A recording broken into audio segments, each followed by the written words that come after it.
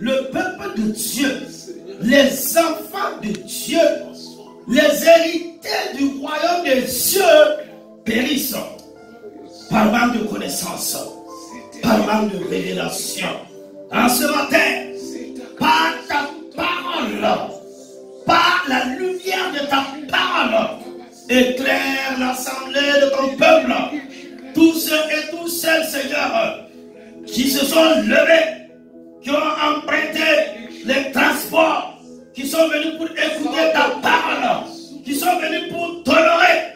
Je te prie, ô éternel Dieu des armées, de tout mon cœur, qu'elle ne repart pas comme ils sont venus. Jésus, nous voulons nous connecter à toi et à toi seul. Viens et prends la première place dans nos cœurs maintenant, et que la magnificence revienne à l'éternel Dieu des armées. Au nom de Dieu le Père, au nom de Dieu le Fils, au nom de Dieu le Saint-Esprit, j'ai prié et que l'assemblée du peuple de Dieu dise Amen. Amen. Amen. Acclame Jésus. Alléluia. Merci Seigneur. Merci Jésus. Veuillez vous asseoir s'il vous plaît.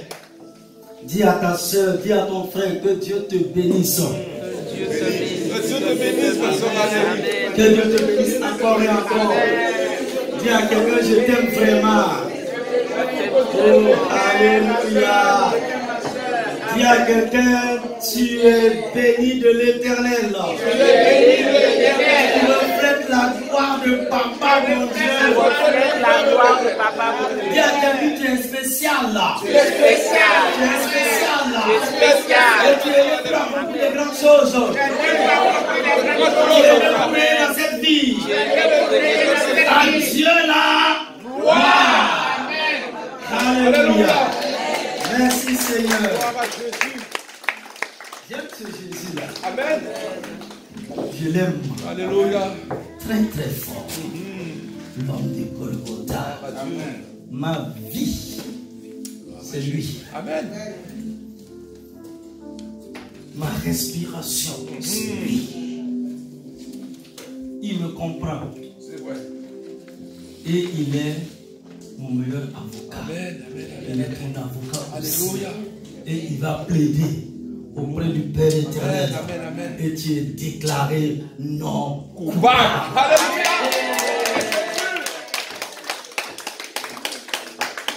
Et je veux dire pour ces fils et ces filles, avocat qu'il m'a donné, on va faire le droit ensemble. Amen. Dans la parole de Dieu. Amen. Que Dieu vous bénisse pour cette connaissance. Amen. Et quelque chose va se passer dans vos vies. Voici le titre que j'ai donné à l'enseignement. Le rôle de la douleur dans la vie chrétienne. Amen. Qui ne souffre pas? Hein? La responsable du groupe de loi, qui ne souffre pas? Hein? Tout est... Hein? Elle a dit, c'est toute une réponse. Gloire à Dieu. Le rôle de la souffrance dans la vie chrétienne. Et comme texte biblique de référence, nous lisons dans cette lettre de l'apôtre Paul, dans 2 Corinthiens au chapitre 4, verset 8. Et voici ce que le grand apôtre de tous les temps nous dit. Paul, nous sommes pressés de toute manière, mais non réduits à l'extrémité, dans la détresse, mais non dans le désespoir, persécutés, mais non abandonnés, abattus, mais non perdus. Verset 10. Portant toujours avec nous dans notre corps la mort de Jésus, afin que la vie de Jésus soit aussi manifestée dans notre corps. Amen. Alléluia. Amen Jésus. Amen Jésus. Amen. Notre deuxième texte biblique de référence Là, ça y est dans mes notes. Vous ne l'avez pas.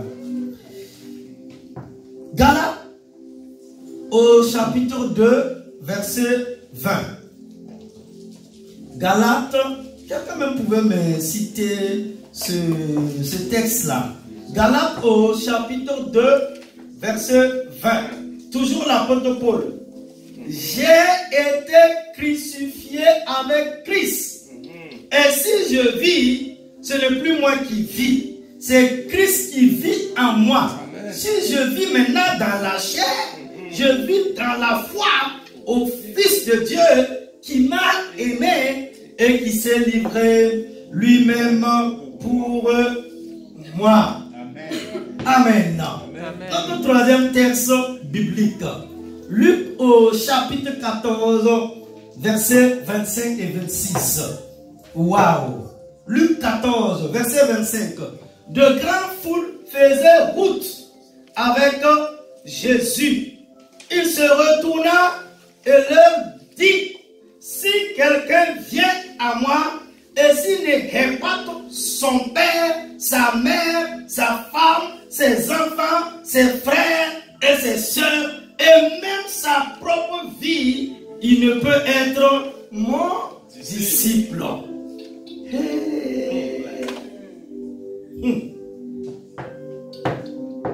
Jésus te dit, je dois haïr ma maman chérie. Hein, mon papa d'amour, c'est ça. Jésus dit, il ne peut être mon disciple. Là, c'est des paroles dures de Jésus dans Luc au chapitre 14, versets 25 et 26. Alléluia. Acclame Jésus. Amen. Si tu as aimé la parole de Jésus, acclame-le encore. Alléluia.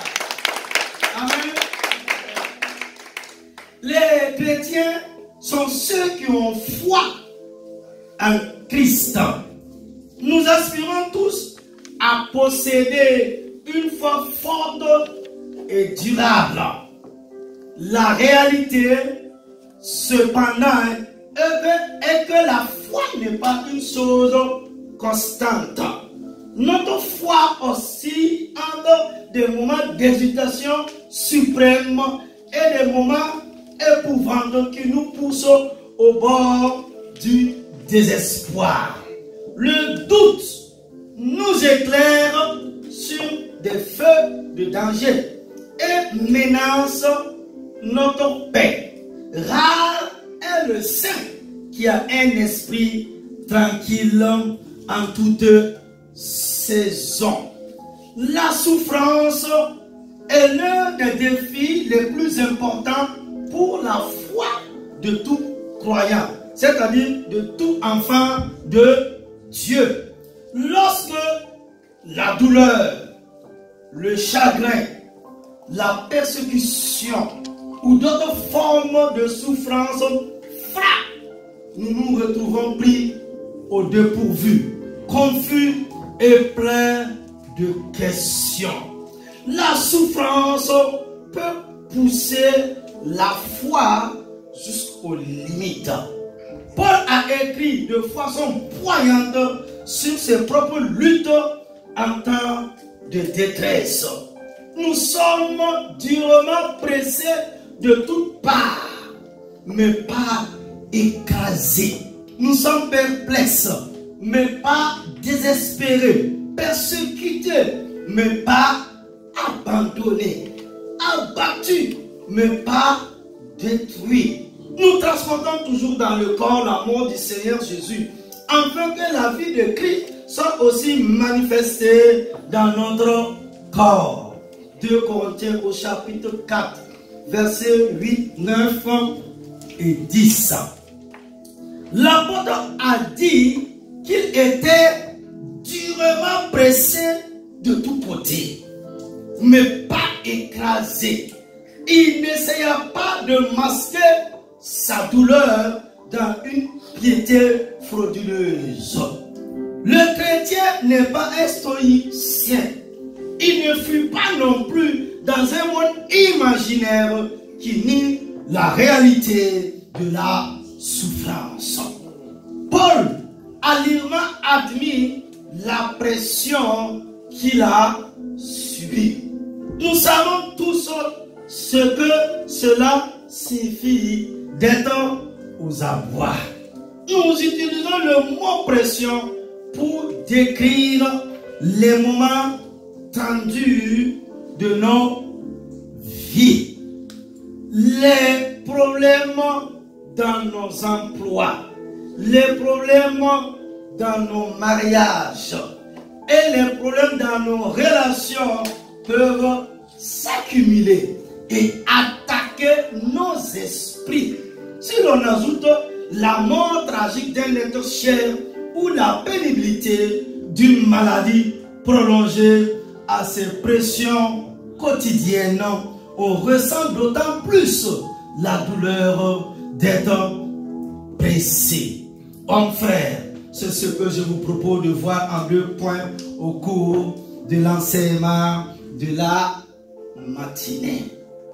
Premièrement, sur nos grands temps, avant nous, Jésus a connu une grande souffrance. Waouh! Avant nous, le Seigneur Jésus-Christ a connu une grande souffrance. Le chagrin et une profonde détresse ont marqué l'esprit intérieur de Jésus. Alors qu'il entrait en prière dans le jardin de Gethsémane, il a commencé à être triste et profondément affligé, nous dit la parole de Dieu dans Matthieu au chapitre 26, verset 37. Ce fut un moment d'agonie intense pour lui. Il approchait de l'apogée de sa grande passion. La grande passion de Jésus était sur le point focal de sa vocation divine, son appel. Personne n'a jamais été appelé par Dieu à de plus grandes souffrances que le Fils unique du Dieu vivant, Jésus-Christ. Notre Sauveur était un Sauveur souffrant. Waouh! Notre Sauveur Église, et vous qui nous suivez, était un Sauveur souffrant. Il nous a précédés dans le pays inexploré de l'agonie et de la mort. Il est allé là où personne n'est appelé à aller. Son Père lui a donné une coupe à boire qui ne touchera jamais nos lèvres. Dieu ne nous demandera pas d'endurer quoi que ce soit de comparable à la détresse que Christ a prise sur lui-même. Partout où Dieu nous appelle à aller, tout ce qui nous appelle à endurer sera bien en deçà de ce que Jésus-Christ a vécu. Dès le début de son ministère, Jésus était conscient de sa mission. Il savait qu'il était sous le coup d'une condamnation à mort. Sa maladie était en phase terminale. Sur la croix, le Père l'a affligé, non d'une maladie en phase terminale, mais de toutes les maladies en phase terminale. La douleur cumulée de chaque maladie lui a été imposée. Il portait dans son corps les ravages de tous les maux, de toutes les maladies et de toutes les douleurs connues de la race humaine. Jésus a tant souffert parce que l'étendue du mal dans le monde est vaste. Chaque conséquence de chaque péché, de chacun de son peuple a été placé sur lui. Porter ce terrible fardeau était sa vocation. Supporter cette douleur et cette maladie était sa mission. L'ampleur de cette horreur dépasse notre compréhension humaine. Mais il a compris parce que c'était lui qui le supportait. Jésus a enduré ses souffrances pour racheter son peuple. Mais ceux qu'il a rachetés ne sont pas ainsi délivrés de toute douleur et misère. En effet, comme nous le verrons, nous, son peuple, sommes appelés à participer à ces souffrances. L'idée que le Fils de Dieu viendrait dans la chair et qu'il souffrait était impensable pour beaucoup de ses contemporains. La nouvelle scandaleuse du Nouveau Testament est que Dieu s'est incarné. Le Verbe éternel et divin s'est fait chair. Sa chair était vulnérable à toutes les tourments physiques. L'idée que faisaient les Grecs de Dieu était si spirituelle, si éthérée, qu'il n'avait même pas de place pour le concept d'incarnation. À leur avis, Dieu ne pourra jamais être impliqué dans la souffrance physique, simplement parce que Dieu ne pourra jamais être impliqué dans quoi que ce soit de physique. Quant aux Juifs, pouvaient accepter l'idée que Dieu pouvait apparaître sous une forme humaine, mais que Dieu, dans sa chair humaine, pouvait réellement souffrir, était au-delà de leur compréhension. Waouh! Après le moment de la grande confession de Pierre à Césarée de Philippe, vint l'un des plus vives réprimandes qu'il ait jamais entendu de la part de Jésus. Tout a commencé avec la réponse de Pierre à la question de Jésus. Que dites-vous que je suis? Matthieu au chapitre 16, verset 15. Pierre répondit, tu es le Christ, le Fils du Dieu vivant. Pour cette réponse, Pierre reçut la bénédiction de Jésus-Christ. Béni sois-tu, Simon, fils de Jonas, car ce ne sont pas la chair et le sang qui t'ont révélé cela, mais mon Père qui est dans les cieux. Et je te dis aussi que tu es Pierre, et sur ce roc, je bâtirai mon église, et les portes du séjour des morts ne prévaudront pas contre elle. Matthieu au chapitre 16, versets 17 et 18. Quelle plus haute recommandation un homme pourra-t-il recevoir que cette bénédiction de Christ lui-même? Quelques instants plus tard, cependant, ce même homme reçut une réprimande cinglante de la part de Jésus. Passe derrière moi, Satan. Ces paroles n'ont pas été adressées à Satan, mais à Pierre l'apôtre. Le dialogue ici est instable. Un instant, Jésus a mis sa bénédiction sur Pierre. Et l'instant d'après, il l'a appelé Satan. Je vous pose la question, Église, mon frère, ma soeur. Comment expliquer ce changement radical de temps et de mots de la part de Jésus? Hello! Comment expliquer ce changement radical de temps et de mots? Jésus n'a pas été trop sévère dans son traitement des gens. Il n'était pas non plus hypocrite.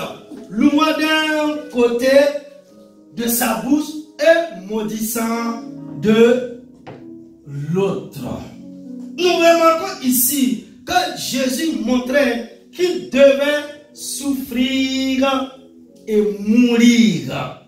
Son voyage à Jérusalem n'était pas facultatif. Il avait un destin à accomplir, un rendez-vous sur le Golgotha. Cette nécessité était enracinée dans sa vocation. Il a été appelé pour accomplir une tâche. C'était son devoir de souffrir et de mourir. C'est précisément à ce stade de son devoir que Pierre l'a interpellé. Alors, nous dit la Bible dans Matthieu au chapitre 16, verset 22. Alors Pierre le prit à part et se mit à le réprimander en disant: waouh, loin de toi, Seigneur, cela ne t'arrivera pas. Hello. Parfois il y a des choses là, nous disons au nom de Jésus, au nom de Jésus, au nom de Jésus. Mais la chose va arriver où? Cela veut dire quoi? Pierre a exigé que Jésus s'éloigne de la souffrance et de la mort. Il voulait un sauveur non souillé par la souffrance.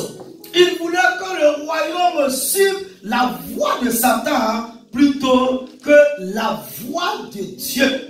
Le chemin de Dieu était pourtant le chemin de croix et un chemin de douleur. Jésus a reconnu dans la demande de Pierre la même suggestion séduisante que Satan avait offerte dans le désert après ses 40 jours de jeûne et de prière.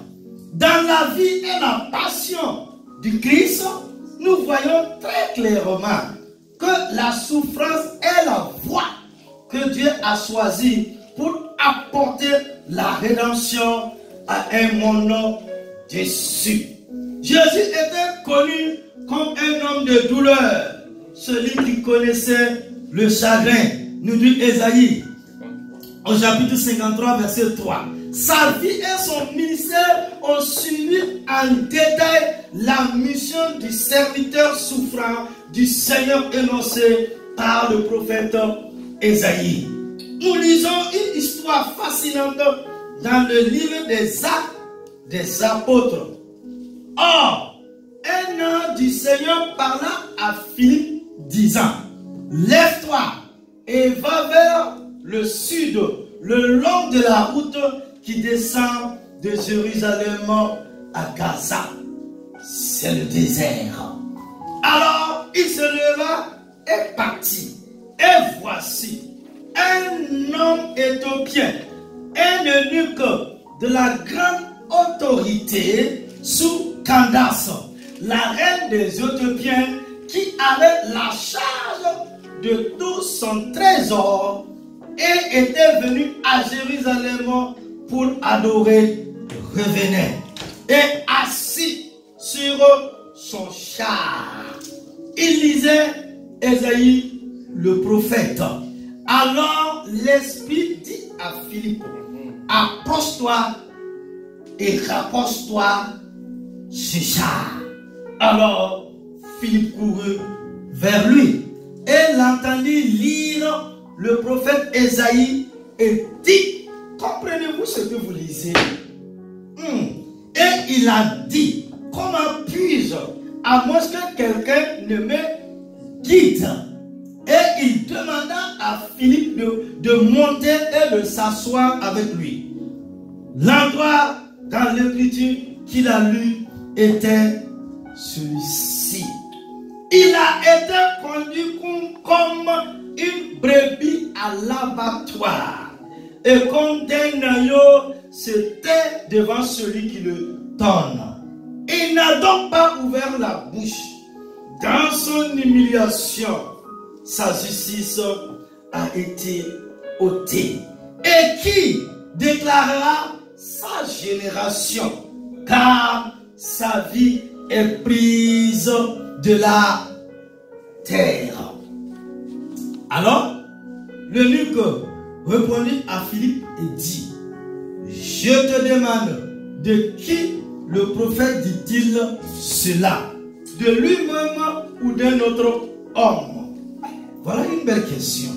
Alors, Philippe ouvrit la bouche et commença par cette écriture et lui prêcha Jésus-Christ de Nazareth. Acte au chapitre 8, verset 26 à 35. L'eunuque éthiopien a posé à Philippe une question cruciale. Il avait lu Ésaïe 53 et était perplexe. Il a demandé de qui le prophète dit-il cela? De lui-même ou d'un autre homme? Il voulait savoir qui était le serviteur souffrant du Seigneur. La réponse de Philippe a été directe. A-t-il répondu à l'Éthiopien parlant de Jésus?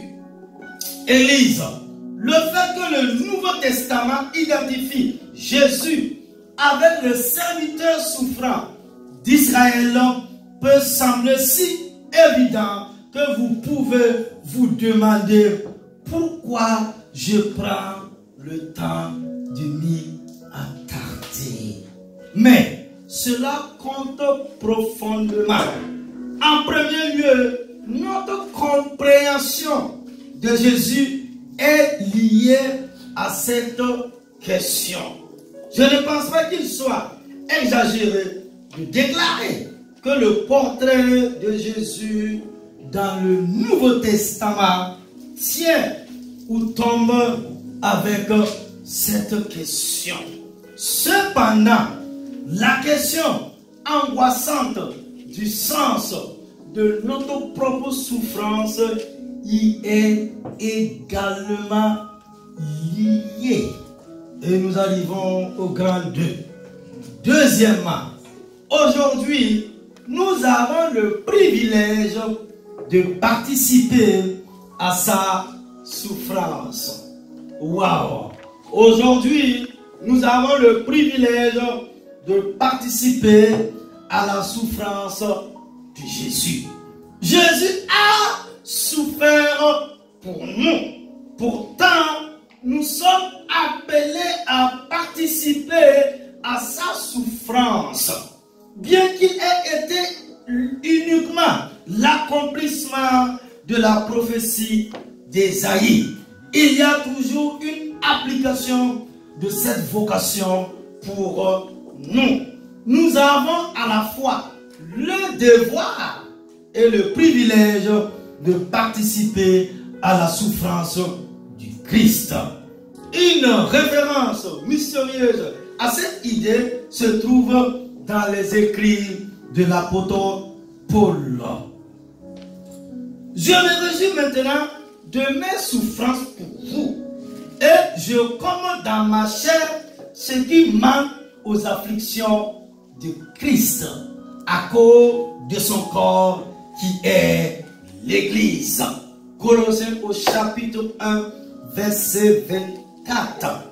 Ici, Paul a déclaré qu'il se réjouissait de sa souffrance. Il ne voulait certainement pas dire qu'il appréciait la douleur et l'affliction. Au contraire, la cause de sa joie se trouve dans le sens de sa souffrance. Il a dit qu'il a comblé ce qui manque aux afflictions du Christ. À première vue, l'explication de Paul est étonnante. Qu'est-ce qu'il a pu manquer dans les souffrances du Christ? Christ n'a-t-il terminé qu'à moitié son œuvre rédemptrice, laissant à Paul le soin de l'achever? Jésus a-t-il exagéré le cas lorsqu'il a crié sur la croix, tout est accompli? Qu'est-ce qui manque exactement à la souffrance de Christ? En termes de valeur de la souffrance de Jésus, il est blasphématoire de suggérer que quelque chose manquait. Le mérite de son sacrifice expiatoire est infini. Rien ne pourrait être ajouté à son obéissance parfaite pour la rendre encore plus parfaite. Rien ne peut être plus parfait que parfait. Ce qui est absolument parfait ne peut être augmenté. Le mérite de la souffrance de Jésus est suffisant pour expier tous les péchés qui ont été ou seront commis sur cette terre des hommes. Sa mort expiatoire, une fois pour toutes, n'a pas besoin d'être répété. Nous dit Hébreux au chapitre 10, verset 10. Toutefois, il faut aussi comprendre que notre baptême signifie que nous sommes ensevelis avec Christ. Paul a souligné à plusieurs reprises que si nous ne sommes pas disposés à participer à l'humiliation de Jésus, nous ne participerons pas à son exaltation. De Timothée au chapitre 2, verset 11, 12. Paul se réjouit que sa souffrance soit un bienfait pour l'Église. L'Église est appelée à imiter le Christ. Il est appelé à parcourir son chemin de croix. Chacun a son chemin de croix. Hein? La métaphore préférée de Paul pour l'Église était l'image du corps humain. Hello, le corps humain. Tu as besoin de tes cheveux, tu as besoin de tes mains, tu as besoin de tes jambes, de tes pieds. L'Église, Paul dit, c'est le corps humain dans tout son ensemble. Tu as besoin de tes oreilles, tu as besoin de tes narines pour respirer, tu as besoin de ta bouche pour manger, pour parler, parfois de bonnes paroles, parfois des paroles méchantes. Mais tu as, c'est ça, hein? Hello. Alléluia. L'Église est appelée le corps de Christ. Dans un sens, il convient d'appeler l'Église l'incarnation continue. Waouh! L'Église est vraiment le corps mystique de Christ sur terre. Christ a tellement lié son Église à lui-même que lorsqu'il a appelé Paul pour la première fois sur le chemin de Damas, il a dit: Saul, Saul, pourquoi me persécutes-tu? Acte au chapitre 9, verset 4. Saul ne persécutait pas littéralement Jésus. Jésus était déjà monté au ciel. Il était déjà hors de portée d'hostilité de Saul. Saul était occupé à persécuter les chrétiens, sinon l'Église naissante. Mais Jésus ressentait une telle solidarité avec son Église qu'il considérait une attaque contre son corps, l'Église, comme une attaque personnelle contre lui-même. Christ, par contre, l'Église n'est pas Christ. Christ est parfait. L'Église est imparfaite. Christ est le Rédempteur. L'Église est la compagnie des rachetés. Cependant, l'Église appartient à Christ. L'Église est rattachée par Christ. L'Église est l'épouse de Christ. L'église est habitée par le Christ Jésus. Donc ici, à Centre Bethel, ce n'est pas l'église du pasteur Israël. Ne me cherchez pas de problème. C'est l'église du Seigneur Jésus-Christ. J'ai été mandaté, j'ai été appelé, j'ai été envoyé pour une mission. Ne me cherche pas de problème avec le ciel. Amen.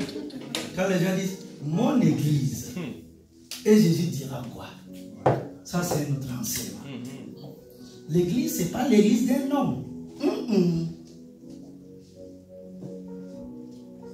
Est-ce que tu es allé à la croix pour l'église? Non. J'aimerais un jour qu'on fasse ce test-là. Les 5 ministères, pasteur, non, apôtre, prophète, évangéliste, pasteur, docteur. C'est les 5 dons du ministère. Quand on dit à quelqu'un ou à quelqu'un un jour là, bon, comme c'est ton église, aujourd'hui là, on va te crucifier ou on va te fusiller. On va te faire asseoir sur la chaise électrique. Voilà. Parce que au temps de Jésus là, si c'était aujourd'hui là, hein, aux États-Unis là, on allait dire, quoi, tu vas t'asseoir sur la chaise électrique. Nous vantons des choses, nous disons des choses. Est-ce que tu es prêt à mourir pour ton frère et pour ta soeur? Répondez-moi.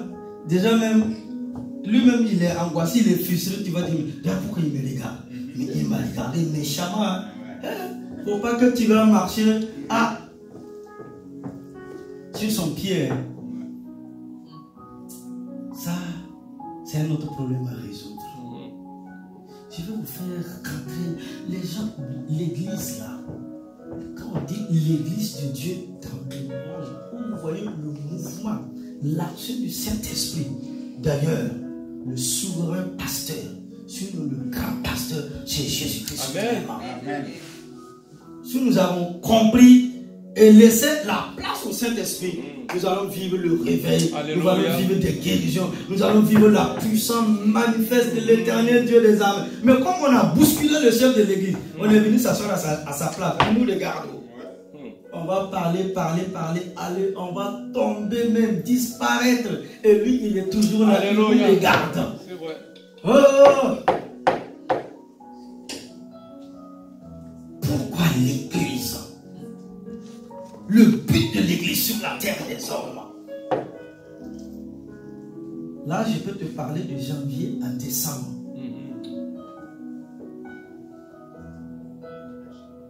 L'église est habitée par Christ. À la lumière de cette solidarité, l'église participe à la souffrance du Christ. Mais cette participation n'ajoute rien au mérite de Christ. Les souffrances des chrétiens peuvent profiter à d'autres personnes, mais elles sont toujours loin d'être expiatoires. Je ne peux expier les péchés de personne, mon frère, ma soeur, pas même les miens. Pourtant, ma souffrance peut être très bénéfique pour d'autres personnes. Il peut aussi servir de témoin à celui dont les souffrances étaient une expiation. Chrétien, enfant de Dieu, souffrir, sacrifier et mourir. Aujourd'hui, en ce 21e siècle, nous retournons aux vérités fondamentales du christianisme. Nous devrons perdre afin de gagner Christ. La puissance sera redonnée à l'Église quand nous prêcherons que nous devons nous sacrifier, souffrir et mourir pour Christ. Personne, son succès et son pouvoir ne peut réduire à néant la puissance des mots de Christ. Alors je te pose la question, Église. Pourquoi devons-nous prêcher la croix?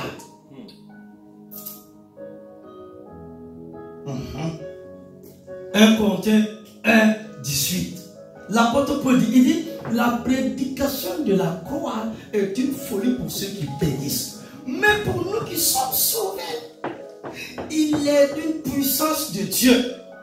Parce que le jour de la crucifixion de Jésus, les Juifs étaient là, les Grecs étaient là, les Romains étaient là. Ils n'ont pas compris le sens de la croix. Ils se moquaient même. C'était une puissance de Dieu pour détruire les œuvres des ténèbres. Amen. Pour nous orienter, pour nous ouvrir les yeux, pour nous pardonner, pour nous sanctifier. La puissance de l'œuvre de la croix, c'était pour briser la puissance de la malédiction. Amen. Afin que tu sois béni, guéri, délivré et envoyé pour manifester la puissance de Dieu. Alléluia. Le message de l'Église est devenu l'enseignement de la façon d'avoir une vie meilleure sur terre. Le message de la prospérité est devenu le message de l'Église. Les membres de l'Église sont placés en position de récipiendaire. Oui Seigneur, je reçois. C'est le slogan de l'Église. Oui Seigneur, je reçois. Oui Seigneur, je reçois. Oui Seigneur, je reçois. Mais il est temps pour nous de nous présenter devant le Seigneur comme des gens qui ont quelque chose à donner. L'Église doit être considérée comme un groupe de personnes qui se sacrifient pour le royaume et non pas comme un groupe de personnes qui ne font que recevoir des bénédictions. Waouh! Ce matin, le Saint-Esprit a parlé à mon cœur. Écoute-moi bien, ma soeur. Au lieu de passer votre vie à rechercher la richesse, la gloire et la puissance, cherchez à porter la croix de Jésus. Courir après l'argent dans cette vie ne fera que vous mener vers de nombreuses tentations, des pièges, des désirs insensés et nuisibles et des erreurs. Choisissez la voie du Maître. La voie du Maître est la voie de la croix. Il est temps pour vous de porter votre croix. Nous allons proclamer ensemble: Éternel mon Dieu, Éternel mon Dieu, Éternel mon Dieu, Éternel mon Dieu, Éternel mon Dieu, Éternel mon Dieu. Je ne veux pas être surpris par la souffrance à laquelle tu veux me préparer. Je ne veux pas être surpris par la souffrance à laquelle tu veux me préparer. Peu importe la vallée par laquelle tu m'appelles à passer. Peu importe la vallée par laquelle tu m'appelles à passer. Je vais retenir que je ne serai pas seul. Je vais retenir que je ne serai pas seul. Et que tu y seras avec moi. Et que tu y seras avec moi. Je vais aussi me souvenir que tu ne permettras pas qu'interviennent dans ma vie des afflictions au-dessus de mes forces. Je veux aussi me souvenir que tu ne permettras pas qu'interviennent dans ma vie des afflictions au-dessus de mes forces. Amen. Amen. Je te rends grâce. Je te rends grâce. Je te rends grâce. Je te rends grâce. Je te rends grâce. Je te rends grâce. Père, pour tout ce que tu permets dans ma vie. Père, pour tout ce que tu permets dans ma vie. Pour tout ce que tu permets dans ma vie. Pour tout ce que tu permets